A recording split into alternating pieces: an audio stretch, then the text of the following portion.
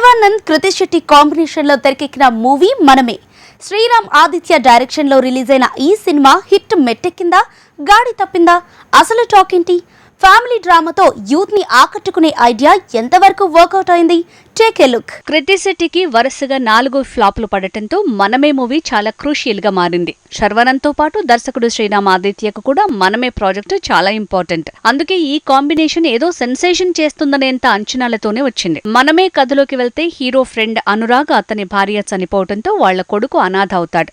ఆ ప్రాసెస్ లో హీరోతో పాటు హీరోయిన్ కూడా ఆ పిల్లాడి 4 నెలల కేర్ టేకర్ గా ఉండాల్సి వస్తుంది. అనుకోకుండా ఆ ప్రాసెస్ లోనే హీరోయిన్ ప్రేమలో హీరో పడటం, తర్వాత ఇద్దరు ఒకటయ్యారా లేదా అనేలా సాగుతుంది కథ. Life is as we know అనే హాలీవుడ్ మూవీ 2010లో రిలీజ్ అయింది. అందులో కూడా హీరో హీరోయిన్లు ఒక పిల్లాడి వల్ల కొత్త లైఫ్ స్టార్ట్ చేయాల్సి వస్తుంది.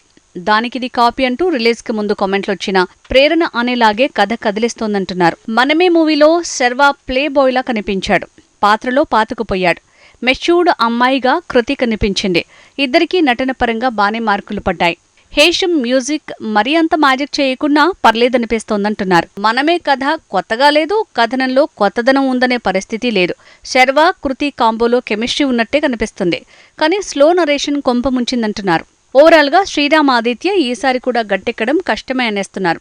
ఫ్యామిలీ డ్రామాని నమ్ముకుని యూత్ ని టార్గెట్ చేయటం వల్లే మిక్స్డ్ టాక్ వస్తోందనేస్తున్నారు.